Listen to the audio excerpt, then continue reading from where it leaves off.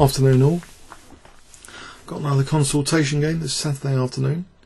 I would have been usually playing in the barn at Congress, but I did go and visit, and it's just that I think I was a bit put off by what I thought was going to be an over 190 section, but of course anyone can enter the top section. There's no lower rating limit, but it seems to be a well participated event, and if I think it's worth checking out next time if you don't know about it, the Barnet Chess Congress. So it's what my local chess club organises each year.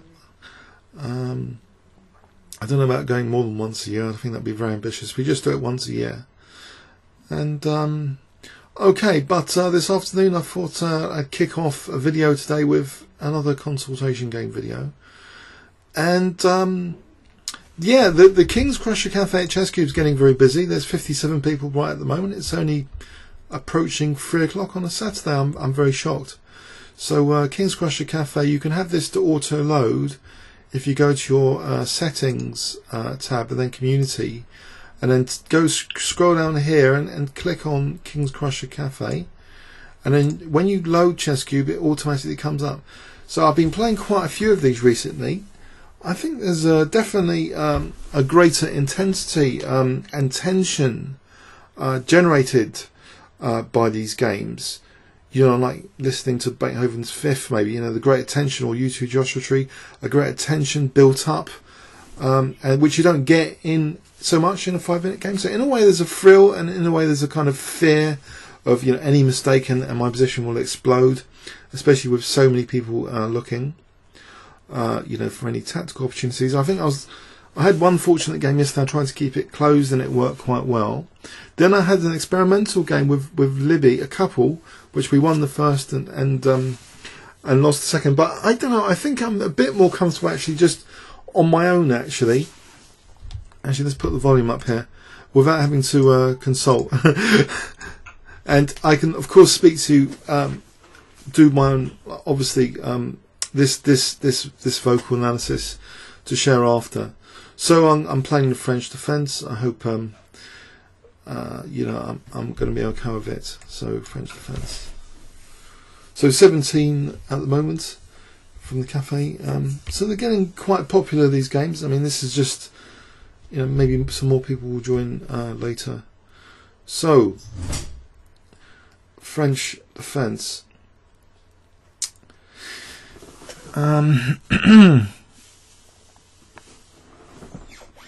Okay. I was speaking with an FM actually earlier who's at the tournament. I'll tell you about that in a bit. But okay, so Queen D5 wasn't so hot last time. Can I try and fight with that, or should I try something else? I think I'm going to try for casting Queenside. There's a Bishop G4 plan I'm going to go for. Actually, or maybe just G6, Bishop G7. That's another plan which is successful for me in Bullet, but I don't know about this if I'm going to get hacked. I could try the G6 plan.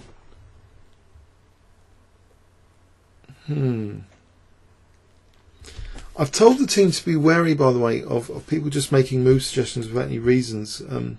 Because yesterday in the second game, actually, I think there was someone just suggesting moves. I'm not going to name names, but I think that would damage the fun of such games if later I found, you know, it was very clinical precision from the team, and the team had someone without suggesting reasons, just suggesting moves. That's like a black box syndrome, because from a black box you get this answer, which, you know, where did it come from? Where was the working out? Where was the reason? If there's no reason, it's you know, it's like black box. So I'm hoping to avoid that kind of issue, and for people to really have interesting you know, discussions on the team side, and even if it's like chaotic, you know, it's fun. I think people have enjoyed the other games so far. So anyway, I haven't blocked my F pawn, so I might be using that. I might be evicting a Bishop G5 like with F6. I think Knight C6, and I usually try and play on the light squares here. So I guess Bishop G4 was perceived as a threat, hence H3. The thing is, H3 is a bit of a lazy move, if it needed to be played or not. It's lazy because, you know, F4 is now weakened. You can imagine a knight manoeuvring to F4 where it will be more difficult sometimes to play G3 because of knight h3s. That's the problem. Although h3, it's a bit of a luxury move to play. Also, it's of course not developing a piece, but time isn't so critical here. You know, the symmetrical pawn structure. There's no real pawn structural imbalance. Okay, and now white might be trying to play queen d2, bishop h6 later.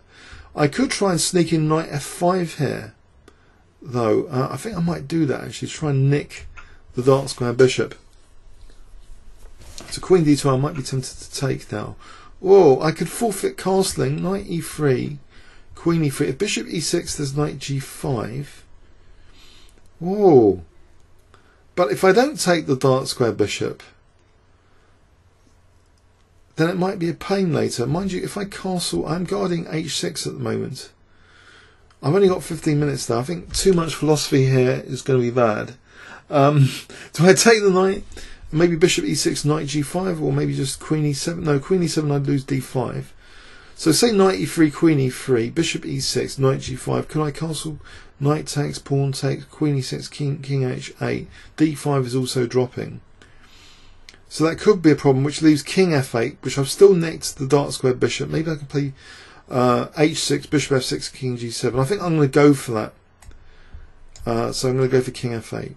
I want that dark square bishop, but without the pain associated with bishop e6, of course. So I'm gonna not castle. Whoa! Now I can get a bind on e4. I'm going to play f5. That's good. I like my position already. If I can play c6 and stop white from playing e4, I'll get a kind of Maroczy kind of bind in reverse. In the Maroczy bind, though, it's usually the d pawn and the f pawn on e5. Here it's the e4 square in reverse. It is a kind of Maroczy actually in reverse. So Maroczy was I don't know, he created this term Maroczy binds. Maybe he was using it a lot in his games. Maybe we should actually video annotate some of the Maroczy bind games as far as the evolution of style. But here, look, e4 is obviously, it's prevented. It's like prophylaxis, you know, Nimzovich prophylaxis. You know, creating safety within the position here. Now, when you do normal kind of, not normal, what I find computer-like rather, if-then type analysis, there's no real aspect of any if-thens that you've calculated contributing with your overall positional safety.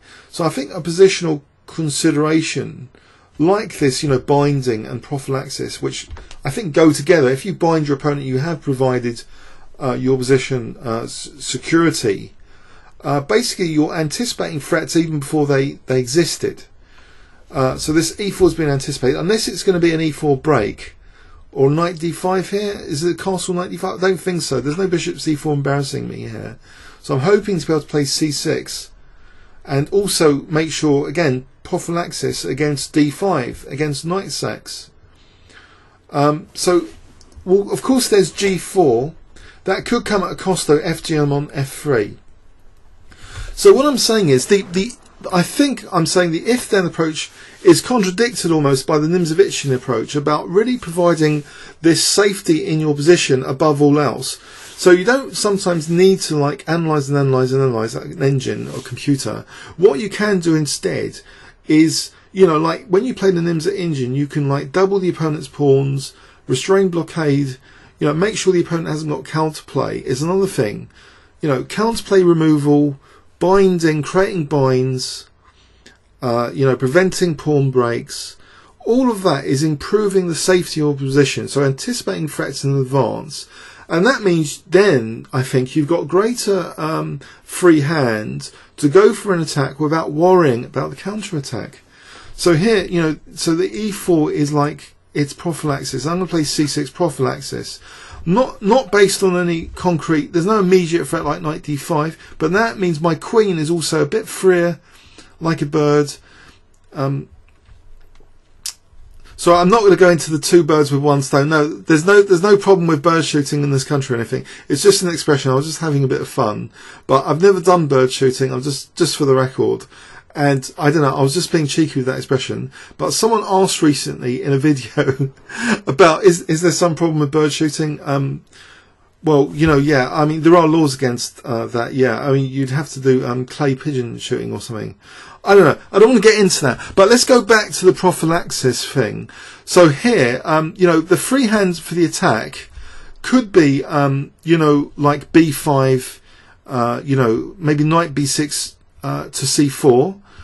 Get the b file open, aim for b2, because this could be a weakness, b2. And also, if this diagonal opens up, that's going to be good for the bishop. But at the moment, I just want to secure against e4 and g4. Now, of course, f3 has been reinforced here, so g4 is on the cards. So I guess I could consider b5 as though I'm going to play b4, but not really, because knight a4 to c5. But I could create the ghost of a threat. This is another Nimzowitsch thing, creating ghosts. So b5, not really with the idea of b4, but if it provokes a3, that's a massive, massive free bonus from creating the ghost. But on the other hand, it could just be ignored, and g4 could be played. So I guess I have to bother with some calculation now about g4. I guess I have to use some energy here. g4, is it a problem? Doesn't seem to be a problem, but the bind with e4 later and then the diagonal ripping out. So b5 is also against bishop c4s, I guess. So I'm starting to be tempted now. Maybe b5, g4, knight d7 then takes. That would be nasty. The bishop's blocked in. So maybe king h8, bishop e6 to g8. Now I'm confused. I can't play this plan, knight d7, b6, c4, without blocking the bishop.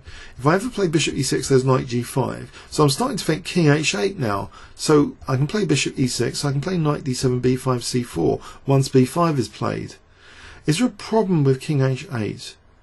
I can't see one. Maybe knight e5, knight d7. There's no knight f7s yet, so I can get queen d6 in.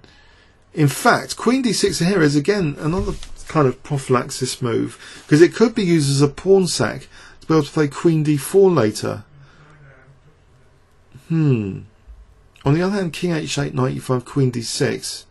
Where would the knight go? Go to d3? That might be a pointless waste of time, because otherwise it is losing a pawn for nothing here. So okay, king h8, king h8. I think I've lost enough time. I've lost now 4 minutes. So I've only got 15 actually. I haven't got forever. So basically, there's some ideas floating around now. Bishop e6 to g8, queen d6 to guide e5 to make sure knight e5 is not going to be used as a pawn sack. But also this idea b5, knight d7, b6, c4. That's the most aggressive idea. If the queen's on d6, it's not only supporting the e5 square, also queen b4 might be useful on b2 later.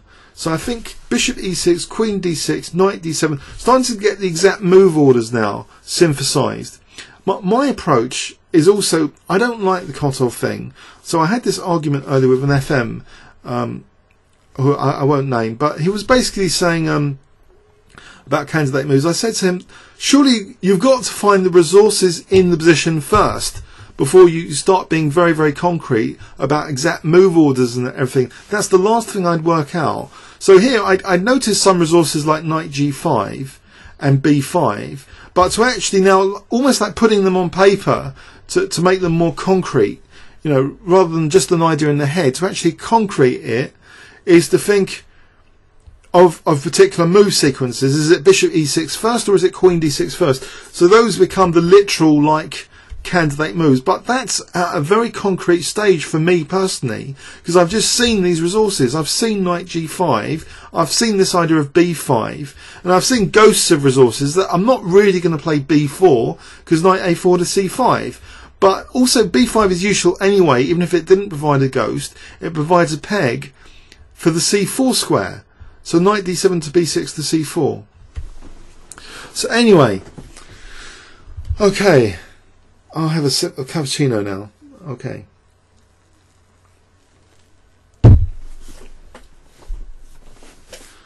Are they going to move or what? That's another question.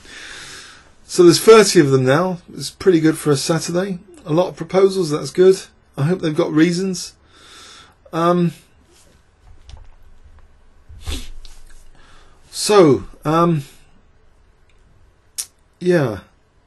So I think I've got my basic plan sorted and starting to get the gist of move orders here. That obviously knight d7 Actually, that could be played first anyway, and then b5, knight b6. I guess knight g5, although it threatens queen e6, just queen e7. Unless g4 is embarrassing. Oh yeah, there is the problem about g4 immediately, because ideally I want the bishop to be able to recapture on f5, I think, as an option. Or do I actually want to keep the bind? Would it be too risky? G4, g takes, g take. Keeps the bind, but g7's exposed. So like rook g1 could be threatening rook g7's then. So that's the big problem. The bind comes at a cost then to my king side, especially my king's about to be shredded. So h5 is a threat. I'm going to have to play h6, I think. Because then h5 I can answer them with g5, keeping the lines closed. I don't want these big mainline roads to my king, create these motorways. So h5, g5. But now g4 is also more difficult for white, because then I can just take now. So I'm pleased in a way that this Maroczy bind, this Prophylaxis, has been kept a little bit intact if they're not going to challenge my f pawn here with g4.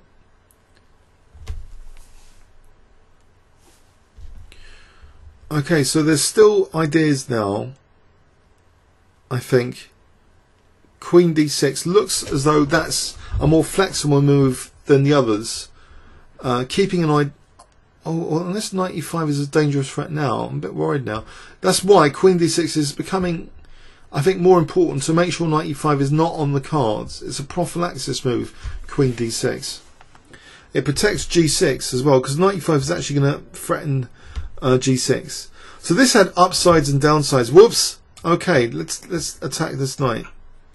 So hopefully there's no knight f7 or knight g6. Hopefully the knight can just retreat. It's not going to be used as a pawn sacrifice, I hope.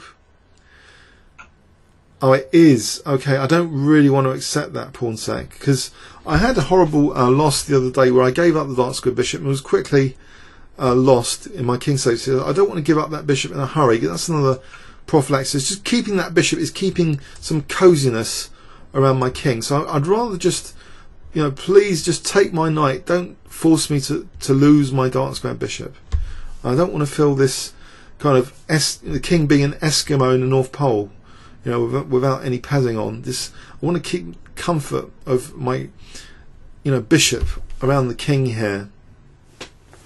So knight d7. I'm not accepting this positional sack. Maybe there's even e4, for example, with immediate queen h6s once I take this this pawn. That was a very dynamic idea, though, for the team to come up with that pawn sack. So obviously they're starting finally to realise, you know, about dynamism in chess from my channel. I hope, you know, materialism is really a deadly sin. Now, why did I just play b6 when I was talking about b5s before? That's a good question. I think I was talking too much just then, but b5 might have been a much better move. Oh dear. And also knight f6 might have been also worth considering, because now there's g4 as well. Oh dear. Okay, so maybe knight f6 here, because then takes bishop f5. I'm on e4 a lot. If g5, maybe I takes maybe knight h7. So I'm going to keep. I want to be able to play bishop f5. I think. Mind you, there's knight e5 again, but then maybe knight e4.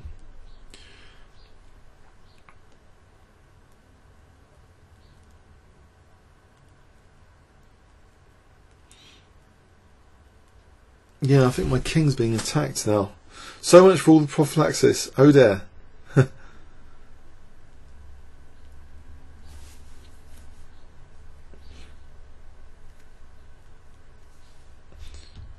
Maybe I can just put crabs on and ignore.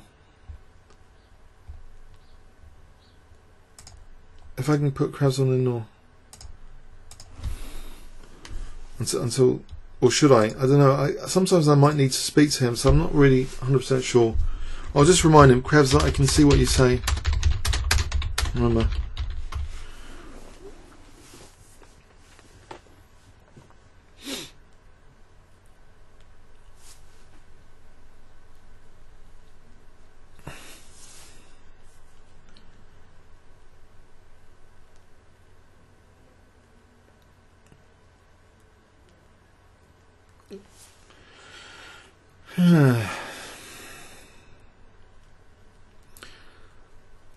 feeling my king's in trouble.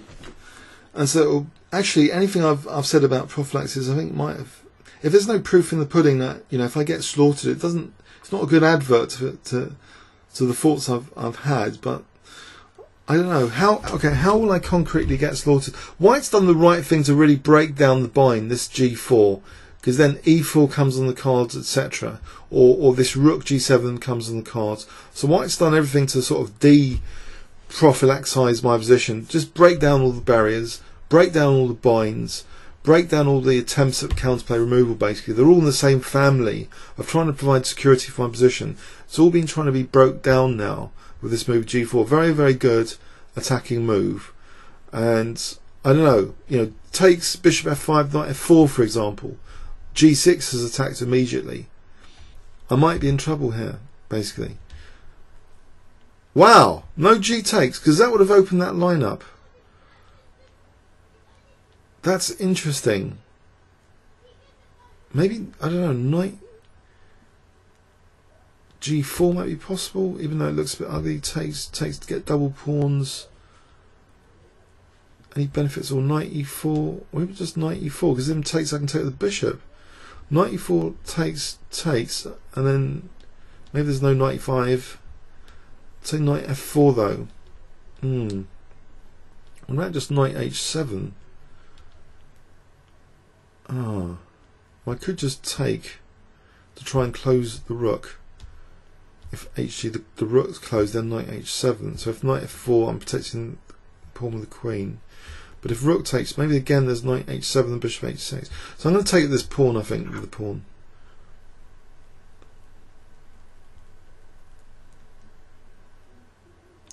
So HG, I think knight H7 might be just about playable. Rook G5, knight H7.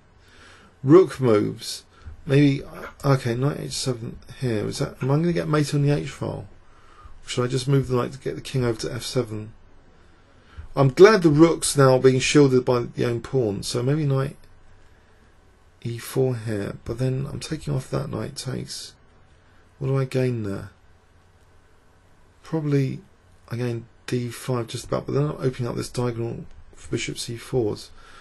So again, I'm back to knight H7, and then maybe, I don't know, move like A6, rook A7, rook F7, bishop F8. Maybe I can defend H7. So if I play this, maybe I'm tying down white to G5 anyway. So I'm going to have to play like rook F7, bishop F8 next to avoid getting mated. But I've got the bind. The good news is I've got the bind still intact. F5 and D5 act as still this Moxie bind. So some of the prophylaxis measures are still in place. Hasn't been destroyed because of king safety, a king attack. Not just yet anyway. So if I can get to play rook F7 and bishop F8. I hesitate to use the term safest houses. Actually, that's especially inappropriate considering recent events. As safe as king safety goes, rook F7, bishop F8.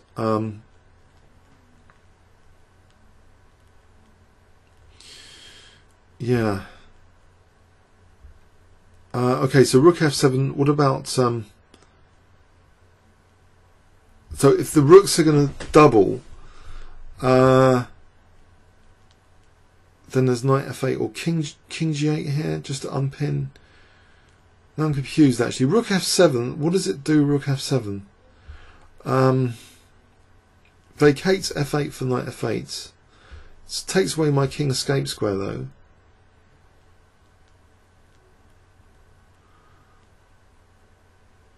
I don't know if king G8's any better though. I'm going to go with this. Hope for the best. So king G8, knight F8 will be protecting G6. If I can't get mated on H8 because of the bishop on G7, that's good news. So knight F8, king G8. And this is going to be a further set with bishop H5 or knight H5. Again, if I get in knight F8, it might protect against knight H5. Maybe I can just take G6, maybe I can just move the rook. These rooks kind of bearing down on the position a bit, but it's I'm shielded by their own pawn here.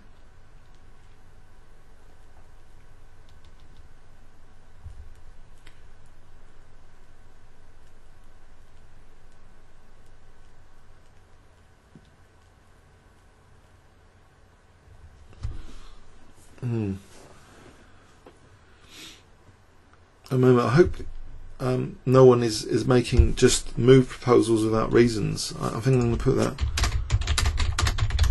Makes move proposals without reasons.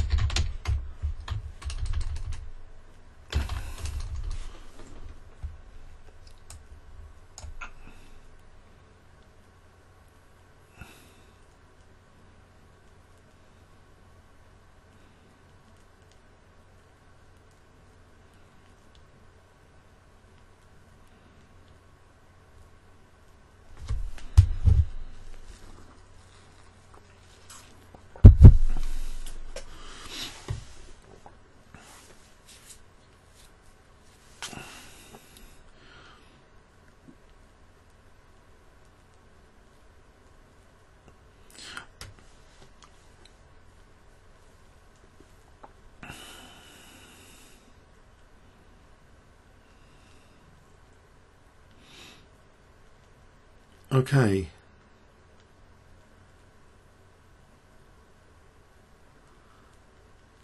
Oops, am I just blundered here? G-pawn, is that a clue that knight G6 is on the cards? Which I guess I shouldn't see. Queen G6, bishop H5, skewering. Whoops, I'm under tactical pressure here. I could be getting slaughtered to knight G6. I didn't have time for knight F8 to protect against knight G6s. So I guess, I don't know, this could be quite destructive.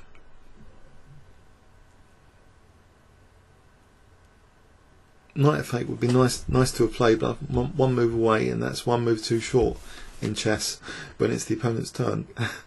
Was it Bronstein said the most dangerous weapon is having the move to play? Next. Depends on how many resources you can find, how accurate your tactical alertness is. But it's a powerful weapon, having the move to play. So here, knight G6 could be the dangerous weapon to use to slaughter my position with. Knight takes G6, Queen G6, bishop H5, Queen moves.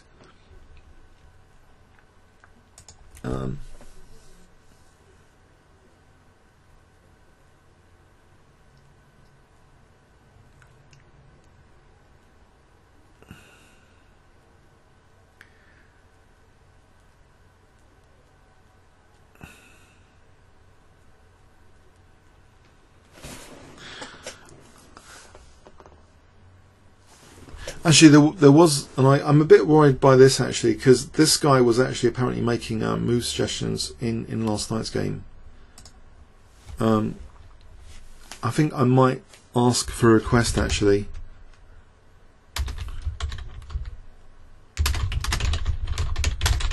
Not allowed to be made move suggestions without reasons.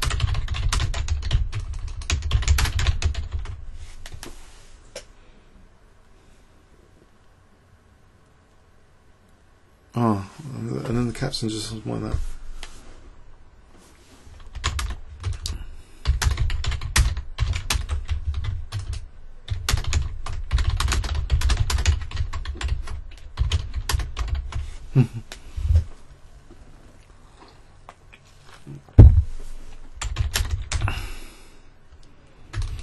Not free to not know.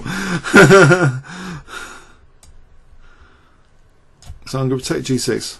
I feel good that it looks like a computer crushing move. That knight G6, I can't fathom it, of course, but it looks as though intuitively it was opening roads.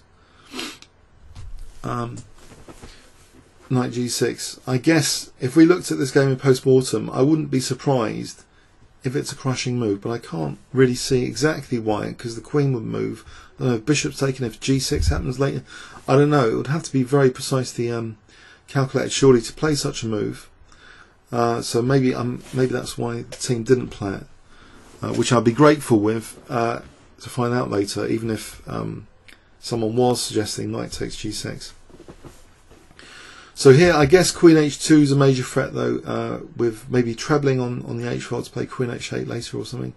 I think I've got to think about king evacuation, but how? Bishops, the F7 might be an evacuation square if I can get in like rook E7 without having the knight D5. Bishop B7 to support. Maybe d5. Okay, I might do that. That's another prophylaxis. And then rook e7, another prophylaxis to be able to king f7. This whole game is prophylaxis, actually. This is like major prophylaxis, these moves. This is just against the knight d5 threat. Rook e7 would be against like a trebling on the h file. But there's certain things which have remained constant in terms of the past prophylactic measures. The Maroczy bind against e4. The g6 pawn has remained there, hasn't been blown away yet. So if I can get to play rook e7, maybe I can even make this a weakness, or show it to be an exploitable weakness rather. If I can double up rooks, play king f7, pardon me, maybe even queen f4s later if there was something sitting on the e file. Queen f4 might be a threat later. But so much for my past knight maneuver plan. That's all gone. That was all a distant dream to attack white on the queen side. So I'm just in a really massively defensive mode here. So rook e7. But yeah, I'm reassured that the pawn, of course, is blocking. Okay, so this queen looks nasty. Maybe rook e7 here. Unless my queen now is unprotected, and there's going to be knight g6. So do I need to protect the queen or against these mate threats? And there's no mate threats at the moment that I can see. Maybe I'll just protect the queen. Another prophylactic measure. So that one was against knight d5s. This one's against a knight moving to be able to not have my queen and prey. So maybe like knight h5 to somewhere. The queen being attacked is not nice. Or knight takes d5 even. So my queen being protected. This is just like reassurances, I suppose. It's like having, I suppose, a lower insurance quote. You know, if you've got your bishop, if you had to do an insurance quote on your own position, how do I insure against the tripling of the h file and queen h8? Well, evacuation square, f7. But nevertheless, I'm probably going to be hacked anyway. I'm probably going to be hacked. Intuitively, I'm hoping g6 is reinforced, but there's always knight g6s. White's very well placed with that knight on f4.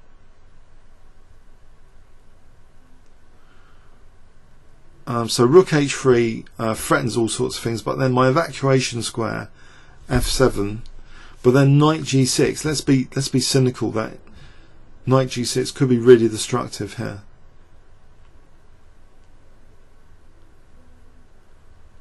It looks as though this whole g6 system has kind of been, well, not refuted, because I don't know. There's some aspects of this, like this block g file, which are so less painful than it could have been. Let's put it like that. But there's, I don't know, rook h8 is coming, or rook h6. Whoa, rook h6. I'll make a run for it. Probably allowing knight g6s and all sorts now.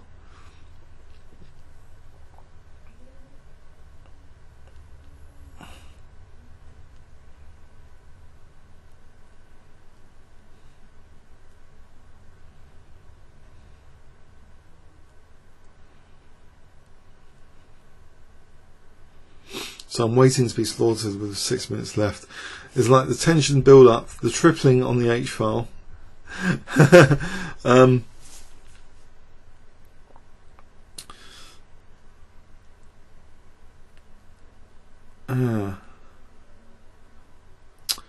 Rook h6.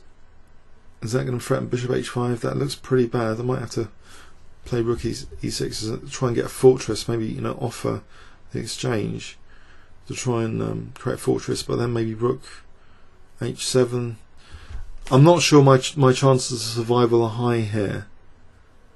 I don't know if I can't run with the king, can I? King e8 to d7 over here. Maybe over here will be safe. b8. That'd be nice, because this h file looks a bit ominous. if rook h6 is dangerous, indeed, it looks a bit dangerous. Maybe I should just take it though, then make a run for it. I don't know. This pawn though takes king e8, h7, queening, bang, end of game. Oh, I've been given a move. So can I try and reshuffle cheekily? I played it. Oh. Can I get away with king d7 to c7? Petrosian would be proud, I think. I think he was a master of prophylaxis as well. Prevention, Petrosian prevention. PP, prevention, Petrosian. Preventing threats before they even appear. So he hardly lost too many games, even against Botvinnik. It was like that's how he sort of drew his way to victory against Botvinnik to become one of the world champions. But he was like, I think, influenced by Nimzovich quite heavily, actually. As well as, I mean, he was capable of playing brilliant, attacks and combinations, of course. But he was into. There was some fantastic game against Kasparov. He was moving his king around, and Kasparov, I don't know, got worn out or something, and eventually lost. So I'm trying to, prevent all these like rook h6s being so effective. If my king's over here rather than over here, then something to do with g6 is not going to hopefully echo too badly to make my king. With the team running short of time, this prevention strategy could be an ideal way of playing, actually, if the team gets a bit overloaded in time pressure. I guess it feels a bit naughty actually to play like this as well. It's rock solid, but is it my fault they haven't got an exploitable target now? No, I can get my king to safety, I hope. Actually, there'll be knight b5 in principle if king c7, which means bishop takes d5, e takes, knight b5 is actually winning the queen. So I can't just casually play king c7, can I? Because bishop takes d5, e takes, knight b5 check, winning the queen. So I can't do king c7 unless a6, another prophylaxis move. a6 against b5, knight b5s. Could do it to threaten also b5, and then knight a4, king c7. Oh, I'm going to risk it. I'm going to risk it to try and weaken b6, to try and stop. I could have just played to c8 though. What am I doing? Why couldn't I just play to c8?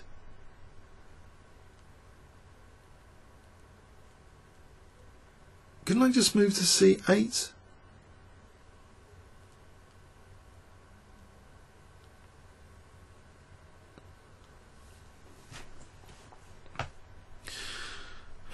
Okay, if there's anything you take from this game, I think it's the prophylactic elements. The Moxie bind, trying to remove threats before they happen, trying to get your king out of scary situations as well. As part of it's like your position is being run for an insurance quote, and you're trying to cancel out all the risk issues. You're trying to strip down all the risk issues. But here there's persistent risk issues, but the risk maybe is going down with their shortage of time. I'm hoping that knockout blows are not going to be so easy to find. I don't like the king being on a light square because of knight g6s and rook and queen f5s. Also, that move does support knight g6. So a dark square might actually be saved as a crawl to b8 without allowing knight g6s now. It's like a minefield of threats. If I can get to b8 to a7, that might wear down the team a little bit. If I can play king b8 knight b4, maybe b5, but then I weaken c5 and then knight d3 to c5. So I don't want to give myself massive gaping dark square holes. So in fact, could the king come to the rescue here? King b8. Actually, how much time have I used? 10 minutes. So king b8, knight b4, maybe king a7 to support a6. Crawling on the dark squares to get to a7. Very naughty.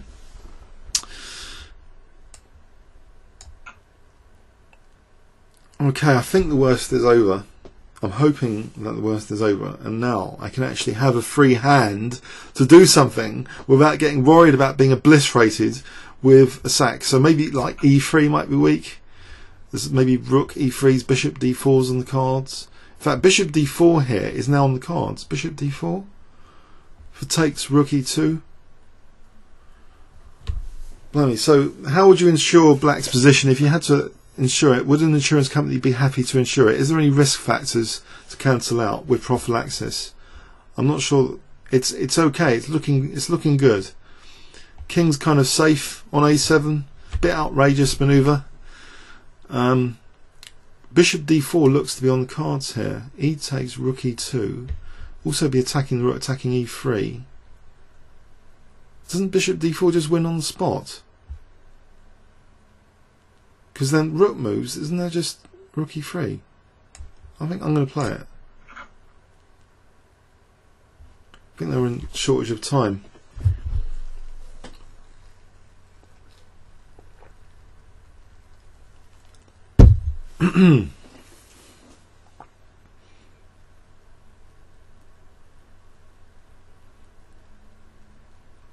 Oh, okay, so isn't just bishop e3 just winning here? Winning the exchange anyway. Okay, now what about just tripling on the e-file maybe, or queen g3? Just trying to get the queens off. Oh, I've just won. Oh.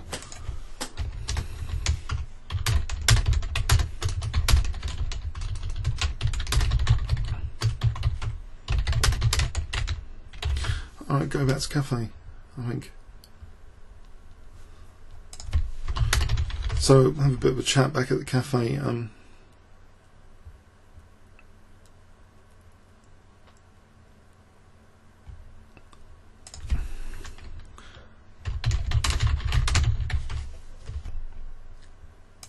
Okay, back at the cafe. Good game, guys. Video soon. Okay, I'm going to stop recording now. Comments or questions on YouTube? Thanks very much.